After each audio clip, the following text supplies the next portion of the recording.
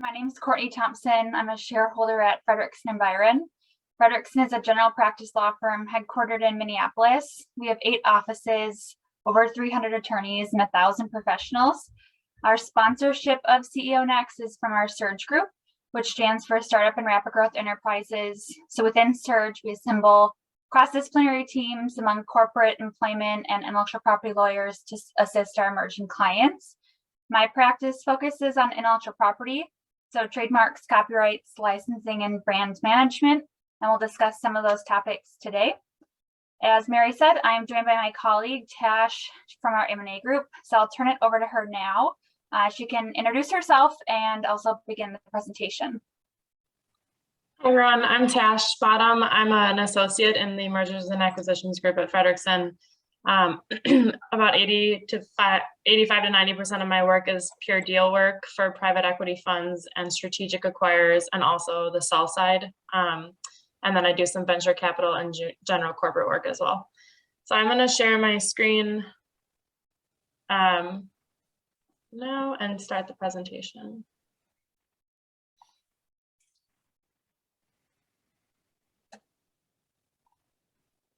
Okay. Can everyone see my screen, just to be sure? Yep, we're good. So we're going to keep it relatively high level through the presentation, and then we're going to leave a decent amount of time at the end for questions to drill down onto the details and any specifics that people want to know for their companies or for their processes. So the M&A life cycle, we think of it as 4 phases, 4 high-level phases that are extremely fluid, so they all kind of overlap with one another to some extent. Pre-diligence, diligence, documentation, and then post-closing integration. Starting with the pre-diligence phase, the first thing that we tell everyone, and this applies to when you're starting to look at an exit M&A transaction, or if you're just operating your business generally, is whenever you're going to talk to someone and share any information about your company, particularly regarding your trade secrets, IP, anything sensitive, to enter into an NDA first for protection of all of your information. Second, finding your buyer. There are 2 big buckets of buyers, strategics and private equity. Strategics are the Medtronic, Target, Amazon, Microsofts of the world. They're an entity that's going to buy a company with the cash on their balance sheet or their direct line of credit or their lenders, but it's coming from an entity that operates independently in the market. Private equity is essentially investors come into a fund, the fund buys portfolio companies, those portfolio companies buy add-on companies. We've seen an enormous surge of private equity in the last particularly 5 years. They just posted the stats for 2021, and there was $1.2 trillion in deal value that in the private equity space in 2021 versus about, I think, 670 billion from 2020. So it's an enormous boom right now. So there's a lot of private equity buyers out there. The second piece of this is a process versus a targeted solicitation. Targeted solicitation would come from a partner that you work with or a bigger company approaching you, or you approaching them in a one-on-one setting and talking about a sale, versus a process. A lot of times you have an investment banker. I think there's Great Hill that talked to you last month, getting a banker, and there's a process where you have a bunch of bidders and you either have them mark up your preferred form of letter of intent or your preferred purchase agreement, and then you choose a bidder, you choose a buyer based on the different bidders' proposals. The last piece is the letter of intent. So we see a lot of different variation in letters of intent as far as how much detail is contained in them. Depending on if you have a lawyer or an investment banker advising you on the process, you can get into more detail in the LOI and set out some of the terms that you are already agreeing to, and that makes negotiation easier down the work stream. For instance, if you say the management team is going to stay on board and they're all going to get employment agreements, and here are the really high level compensation restrictive covenants that they're going to enter into. If that's in the LOI, it's a lot easier when you're going through the purchase agreement process and the documentation to know what everyone's already agreed to. To the extent you don't have someone advising you, a lawyer particularly on the LOI stage, that it's okay to leave it generic, and those points can all be negotiated later on I would just caution against agreeing to a really detailed LOI before you have someone to advise you on what's market and what's what you should be pushing back on. Structure of a transaction, there's 3 general types: asset, equity, and merger. Mergers are going to be a little less applicable for, I think, this group. They're more often seen when there's a really large shareholder base, call it anywhere from 15 to 500 stockholders, and the merger process and approvals and who needs to sign on to the actual documents. That process is all controlled by law and statute. So it's a little bit more predictable, but it's for handling kind of larger shareholder bases is where we see it. Asset acquisitions and equity. I like to think of it as a house. If you have your house and you're doing an asset acquisition, you're selling off the furniture and the rugs and the things inside your house. And then you can kind of parse through things on a more granular level. So you can say, I'm not going to sell the living room sofa. In a deal context, you can say, we're not going to be selling our benefits plans. A lot of times the buyer wants the target's employees to come onto their benefit plans. Insurance policies is another one that's typically carved out. And along with anything that's personal property of the seller shareholders. Equity acquisition is saying you're going to hand the keys over to the buyer and they own your house and everything in it, and there's no saying this is excluded and this is included. They're just taking the full house, and so in the context of a deal, they're taking the full company. It makes it a little bit easier from a transition perspective because the contracts stay in the target's name and the IP stays registered to the target's name. So you don't have to figure out how to assign things over necessarily from one entity to another entity. There are a bunch of nuances that you can get into on a more granular level. A rollover, if I and 2 friends have a company, Seller Inc., and we're going to take some equity interest in the buyer so that we have a continued interest in the business going forward, that would be a rollover, and there's a lot of different ways to structure that. Tons of tax considerations go into how a deal is structured. So we have a tax lawyer, usually a tax advisor for the seller and buyer that are talking about how to make the deal most efficient from a tax perspective, both for the seller and for the buyer. So we always recommend making sure that your tax advisor is in the loop on all of these conversations. Earnouts we see typically when there's a disagreement on value. So if you believe your company is worth $100 million and your buyer is saying that you're only worth $75 million, one of the compromises that we see is that, okay, they're going to pay you $75 million at closing. And in the next 1, 2, 3 years, you set up certain thresholds based on revenue or EBITDA and some performance metric that if you hit those, they will pay you an additional amount of purchase price. Representations and warranty insurance. This is a new trend we're seeing again in the last 5 years increase a lot. It's an insurance policy you can get on your deal. So you get insurance comes in and you buy a policy, and basically if there's any issues post-closing, instead of the buyer going to you seller for indemnification and for reimbursement, they go to the insurance policy. So it gives a little extra protection for both sides and simplifies the process. And there's a full work stream that goes into that, and a diligence process that goes into getting an insurance broker to sign on to insuring your deal, and then how that negotiation looks. Diligence is, I'm sure, every seller's least favorite piece of an M&A transaction. We spend a lot of time in diligence, and there's multiple different work streams going at once. So we see a lot of seller fatigue kind of come in at this angle. You've got financial and tax diligence that you'll be doing either with the business that's buying you or their financial tax advisors. You've got legal diligence, and then you typically have other third parties looking at your benefits, your information technology systems, your insurance, things like that. From a high level, the legal diligence is looking to find any sort of things that are gaps in diligence or gaps in your documentation that we can clean up before closing, so that at closing it's a little bit more of a perfect picture. We also take that time to look at things that post-closing we think the buyer should be doing to either help integrate your business into their business, or something that's changing about the size of your business. So if you're only 50 people or you're under 50 people and there's a reporting threshold at 50, and after closing you're going to be more than that, that would be something we flag for the buyer to focus on. And then other than that, it's identifying any risks so that in the documentation, we can allocate that risk between the parties. Corporate diligence from a high level here, we just recommend keeping really good records as you go, get everything in writing and try to make sure that you're getting all of the signatures on all of those documents, particularly when you're looking at companies that starting out as friends and family. I think that's when we usually see a lot of the documentation be a little bit more relaxed because everyone knows each other. And then at the stage that I believe most of your companies are probably in, you've got likely agreements with employees. And if you don't have board meetings, I recommend keeping some record even on a yearly basis of the big decisions your company is making. And that makes it easier as we're doing diligence to look back and see what's happened.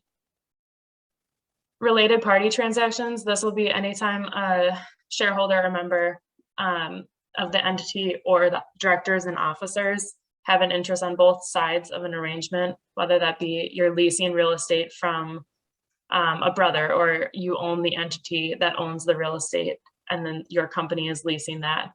Other than that, supply arrangements, sometimes employment arrangements with family members, those are all related party transactions, and we like to identify those in diligence so that we can look at the agreements and the arrangements to make sure they're on commercially reasonable terms, given that both sides of the transaction know each other. Litigation, we look at it, I think a lot of people get scared disclosing any litigation that's going on. We do see it all the time, and there's a lot of different ways to deal with it. So I would always recommend that people in their diligence phases are just upfront and kind of give all the information up in the beginning so that it can be well thought out, as opposed to a lot of times we're dealing with some of the bigger issues closer to closing because it hasn't come out early on in diligence. And then equity, just same with the keeping the good records, stock certificates or membership interest certificates. If your LLC is certificated, you want to keep those pretty up to date, as well as a capitalization table and any documentation reflecting transfers or redemptions or issuances. Property, we got real property and personal property. On the real property front, if your entity owns its real estate, the transaction is going to look a little different, and it'll be a lot more real estate heavy. There's a bunch of different work streams that go into buying real property in an M&A context versus leased property. We take a look at the real estate leases and we basically identify what the terms are and then whether the landlord needs to give consent and whether they're related party leases. Landlord, anytime we have a third party that's involved that has to give consent to the deal, and that's in your lease agreement in the assignments provision, it'll say before you assign it or before you undergo a change of control, the landlord has to sign on to it, and they might get some financial information about the buyer or ask questions about the transaction. Whenever there's a third party involved, we like to identify that really quickly because sometimes third parties their interests aren't as aligned as the buyer and seller to trying to get this deal done. Environmental assessments, typically the buyer will engage an environmental consultant to go to the property, do a site visit, ask questions about the history of the site and how long your company has been there, what kind of work your company is doing, and identify any issues in that context. Personal property, capital leases is typically what we're looking for here. So if you have even a copier machine is the one that we see most often. Typically people get their copier machines from Wells Fargo Finance, and that's a capital lease saying that you're going to lease it for 5 years, and at the end of the lease term you get to buy it for $1. That's a capital lease, and we would treat that as debt in the deal. So that's what we're looking for there. And then in vehicles, in an asset transaction, we want to make sure that we get titles to all of those because we're going to want to retitle the vehicles after closing to be in the name of the buyer. Debt, typically we see, and in the companies of your size, the transactions are most often on a cash-free, debt-free basis. So that means that right before closing, most of the cash is going to be drained from the company's bank accounts, and then the buyer will come in and infuse some new cash at closing. And debt-free, that means that any debt you have, line of credit, capital leases, loans from third parties or from, founders that gave a loan when the company was starting off, that will all be paid off at closing. And it works through when we close and the buyer initiates funds, all of the debt holders get paid off at the same time as seller gets paid. And that amount comes out of the seller's proceeds. So it's a deduct to the purchase price. We run lien searches at the beginning of every deal. So on the Secretary of State's website for each state and then for each county, you can run searches looking for UCC records, which is a public filing saying that someone has a security interest in your assets or your intangibles or some form of hold saying that you are indebted to them. And if you default on your indebtedness, they have that asset as a collateral.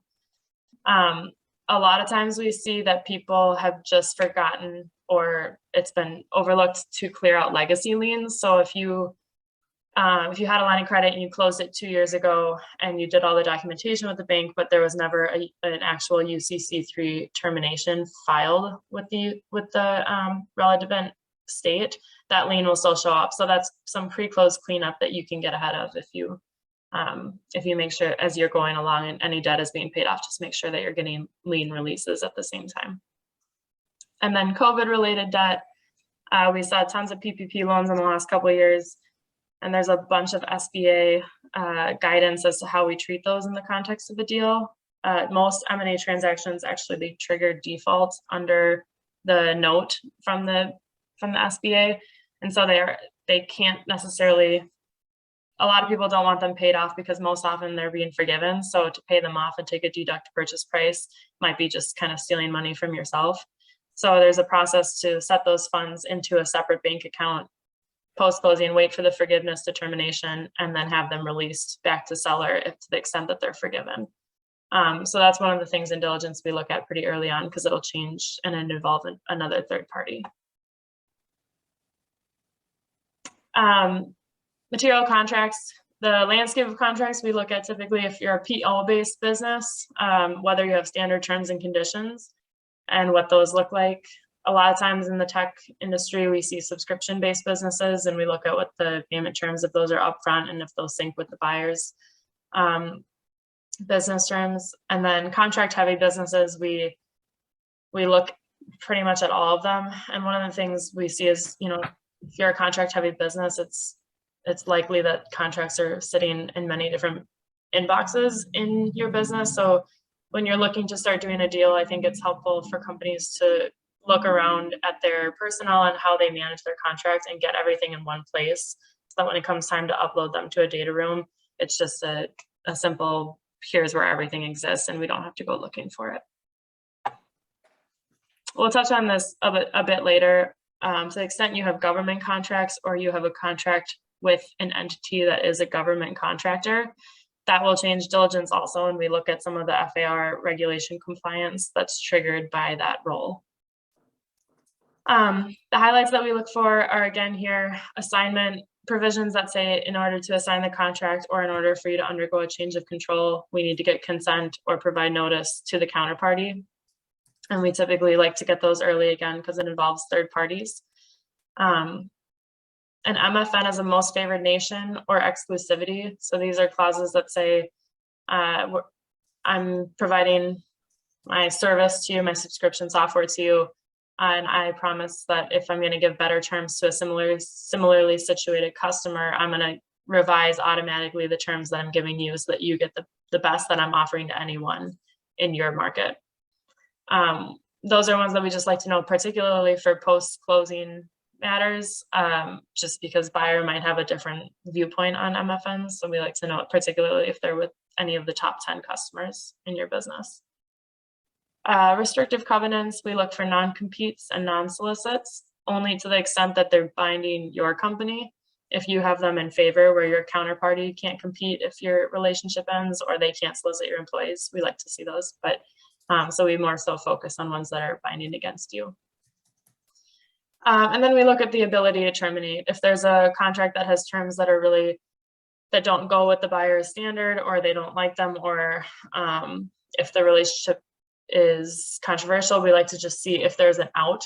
And a lot of times there's, a notice period, and in subscriptions, subscription-based businesses particularly, that can get longer. So we just like to know what that landscape is.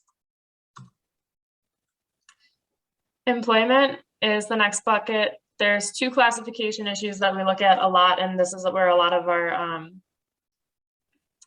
our issues, I would say, come up in the employment context, is classification between an employee and an independent contractor. That's actually a decision that's dictated by law and is not dictated by preference or kind of a personal subjective belief. So there's really strict criteria that the IRS puts out and says these things. If someone's working 40 hours for you per week, and at the times that you say in the location that you provide, it's more likely going to be an employee versus if someone's working 10 hours a week for you and they can choose when those hours are, they can work for other people, more likely that that's going to be an independent contractor. Exempt versus non-exempt classifications under the Fair Labor Standards Act is another one that our employment specialist usually drills down on, and it's a lot of times we do see companies that just classify everybody as one or the other, and sometimes that can work when you can get away with it, I suppose, when you're newer, but the best practice is to really look at what those functions that the employees are performing, and go through the list of criteria that makes you exempt or non-exempt, and figure out to make sure you're treating that correctly. The implication of it is that if someone is non-exempt and you've been treating them as exempt, they should have been getting overtime for any hours that they're working over 40 hours a week since they've been a non-exempt employee. So a lot of times we look and see, for 5 years, someone's been treated incorrectly and they're also working way over 40 hours a week. There's a risk that the IRS could come back and say, you need to pay them overtime. And then that dollar amount is post-closing becomes buyer's problem. So they want to figure out what that exposure looks like and make sure that it's addressed between the parties. So to the extent you have a lot of employees and you're not sure about the exempt, non-exempt, employment lawyers can do a quick audit, and they look at the employee census and the titles, and any ones that that flag to them, they can quickly identify those, ask for a job description, and give you an opinion. So we have some of our employment lawyers that do that on a regular basis for some of our companies as they grow and become more employee heavy. Agreements with employees, we look at whether you have offer letters generally or fulsome employment agreements. And if so, are the employment agreements with everybody or just management team? And then we look at the big terms, their restrictive covenants, are there non-competes? Courtney will touch on this. Are there invention assignments? And then are they bound by confidentiality? And generally speaking, this last bucket is just understanding what obligations apply. There are a lot of state-specific laws. So if you're in, Colorado, there are really specific leave laws that are new that you have to provide for employees. And then there's federal mandates like for I-9 compliance and how you maintain those and for how long you maintain them. There's also size-based requirements. For instance, if you hit over 100 employees in a company group, you have to start filing EEO-1 filings with the Department of Labor. So all of these different things are just to kind of keep in mind as you're growing your employee base, remembering that that there may be new requirements applying to you, so just keep that on your radar. Employee benefits, I'm not going to get into too much detail because it's a very nuanced and code-heavy area of law that's we rely heavily on our employee benefits colleagues to look at. We basically look at all of the plans. One thing that we see a lot is that if you're letting employees pay their premiums on a pre-tax basis, you'll need to have a Section 125 cafeteria plan, and that's one of the issues we run into fairly often. They look at severance plans to make sure there are no plans that accidentally rise to an ERISA level, which has a bunch of different implications and requirements that go with it. And then they look at bonus and leave policies to identify any issues from a benefits perspective. I will kick it over to Courtney for this part. All right, thanks, Tash. We'll go over a bit of IP background to give us working language of the different buckets of IP.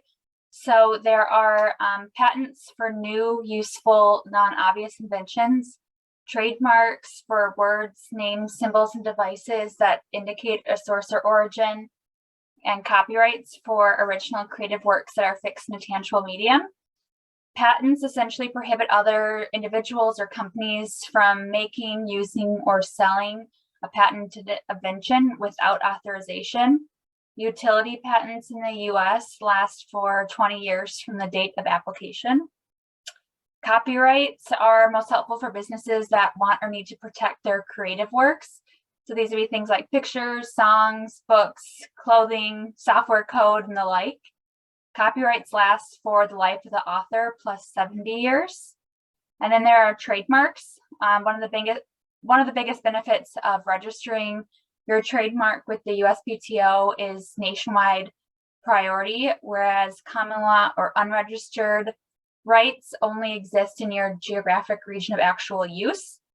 For early and second stage companies, we typically recommend at least running a clearance search and filing an application for the company name, which is also referred to as your house mark, along with any core product or service names or slogans. Upon registration, you can use the R in a circle, which signifies you have certificate of registration for the mark. And in the meantime, and even without an application, you can use the TM signifier to put third parties on notice that you're claiming that name or device as a trademark. Trademarks last as long as they are maintained, so they can be indefinite in time duration. And then finally, trade secret laws protect information that drives independent economic value and is subject to reasonable efforts to maintain secrecy. So there's no filing associated with them, but trade secrets last as long as the information is not public. And oftentimes they're thought of kind of as the flip side of a patent coin. You're not going to patent, you can keep it as a trade secret. The benefit again is that your trade secret is indefinite, whereas the patent expires after 20 years. It's important to keep in mind that often the best protection is achieved by layering each of these 4 different categories of IP. And there are certainly strategic discussions that we have every day with our clients regarding how to develop a company's intellectual property portfolio.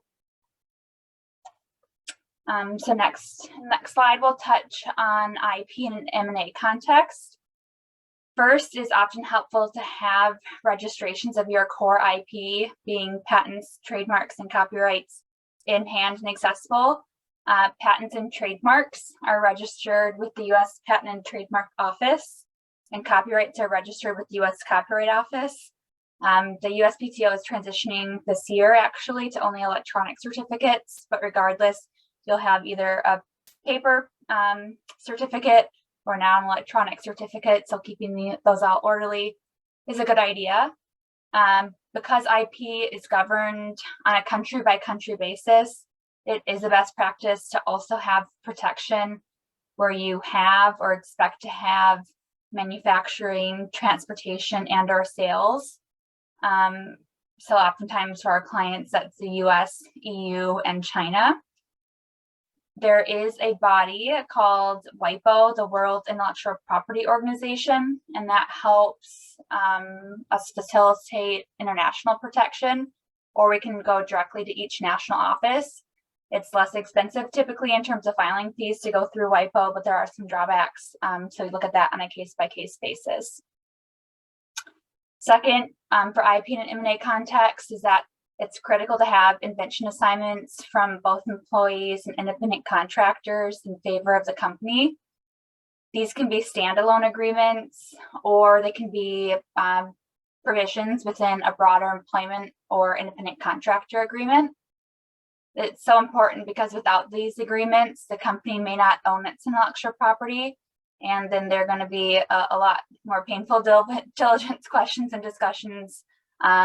You may need to go back and get assignment agreements from those employees or independent contractors, and you have to pay them additional consideration if they're not entered into at the time that your engagement with them starts. This would also be true of any third-party kind of service provider that you're hiring to design or invent anything for you. So both your employees and independent contractors, and then other companies as well that you've hired. Third is that registered IP has a public record called a chain of title, which you want to keep clean, meaning you want to have clear transfers of ownership recorded with each IP office. For example, for a patent, you want to record the assignment from the inventor to the entity, and then any subsequent transactions until you reach the current entity involved in the present M&A deal. Because what happens is that during diligence, you go back, you look at the chain of title, and you make sure there is a very clean line of how and when ownership was transferred until the current entity. And then Tosh mentioned earlier litigation. So while not reflected in the chain of title, you'll also be asked to disclose any infringement matters where your company is either asserting an infringement claim, so you're on the plaintiff side, or receiving an infringement claim, so you've been accused of infringement. And these amount not only to full-blown litigation, but can also involve a simple cease and desist letter that you either sent or received. So it's important to keep good records related to these issues. And you're also under some obligation to police your IP rights. And so it's not necessarily a negative thing that you sent a cease and desist letter or had to deal with an infringement issue. It can actually show that you were kind of diligent in protecting your property, but nonetheless, they'll need to be disclosed. And so like many of these other issues, keeping good records is going to be quite important. And then finally, while somewhat industry dependent, having solid and protected IP can create huge value in the company, which kind of goes without saying. This is especially true of patents because you have such a strong limited monopoly over the invention, but having a well-rounded portfolio just generally will drive value.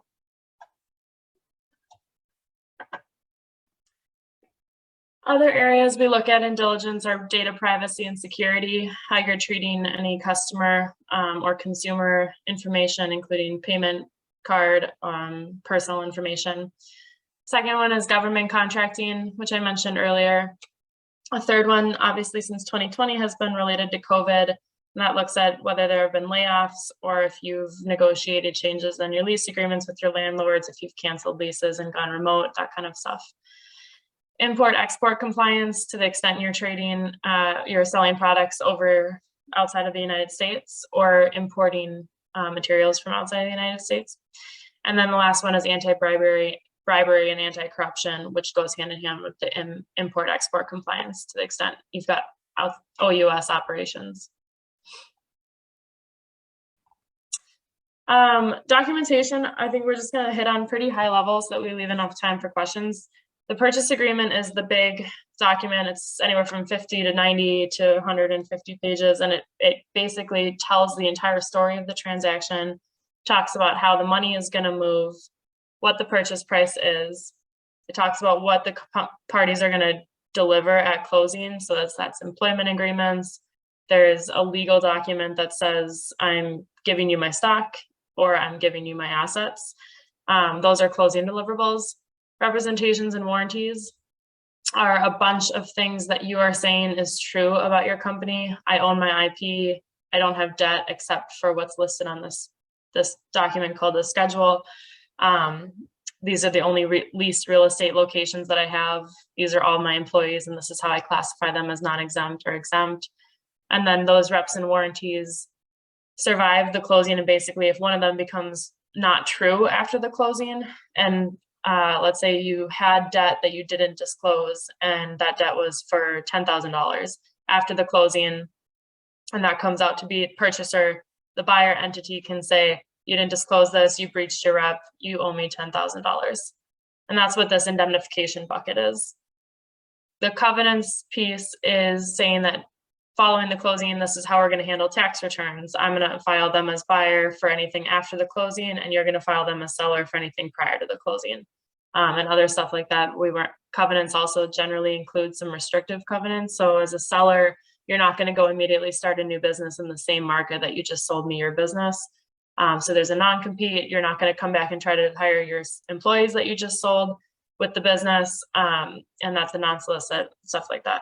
And then there's a bunch of general provisions, which you see in most of the contracts you probably have entered into, are more boilerplate.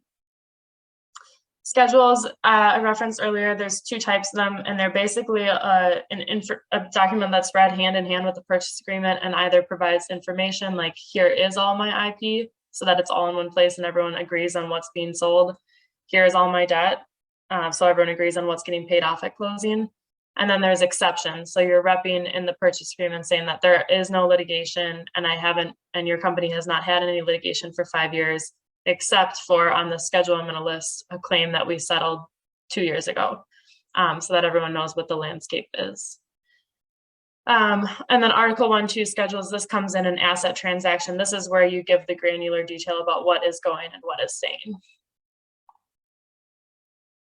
There's anywhere from about 4 to 20, 30 ancillary documents, and this includes things like your legal transfer document saying that I'm actually selling this to you, corporate approval saying that as the board and as the stockholder or member base, we've approved this transaction and we have authority to say that this is okay for us to do. An escrow agreement is related to indemnification. So if instead of the buyer coming back to the seller post-closing and asking that for that $10,000 for a breach of the rep related to indebtedness, at closing, let's say the purchase price is $10 million, you put 500,000 of it with a bank, with a third party that's going to hold that money. And if there's a breach claim, the purchaser will go to the bank and say, there's this claim, they owe me $10,000, and the bank will release it to the buyer. And then at the end of a set time, usually 12 to 24 months, anything that's left in that bank account that hasn't been claimed by the buyer gets released to the seller. And the escrow agreement is what handles those mechanics. Payoff letters go with each piece of debt. It's just a letter saying this is what I owe you to, let's say, your bank with a line of credit you're closing. This is the balance. I'm going to pay it at closing, and once I pay it, we're terminating the line of credit and I don't owe you anything else. And then there's deal-specific ancillaries like employment agreements, lease agreements for real estate, and a rollover subscription agreement to the extent the selling members or shareholders are going to take an interest in the buyer. And then integration, we look at it kind of as a long time. So every time we close a deal, we still hear from the buyer or the seller for a while after closing as they integrate their employee bases, benefits, plans, and all the employees get on the buyer's benefits plans, how the insurance policies are working, and then just operationally making sure that the businesses are vibing together post-closing the way that everyone wants them to. And that is the end of our prepared presentation.